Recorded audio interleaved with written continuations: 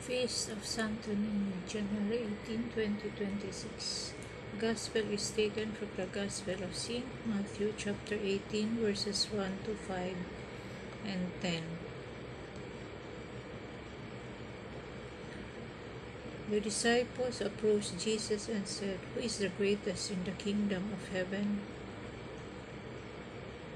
He called a child over, placed it in their midst, and said, "Amen, I say to you, unless you turn and become like children, you will not enter the kingdom of heaven. Whoever humbles himself like this child is the greatest in the kingdom of heaven. And whoever receives one child such as this in my name receives me.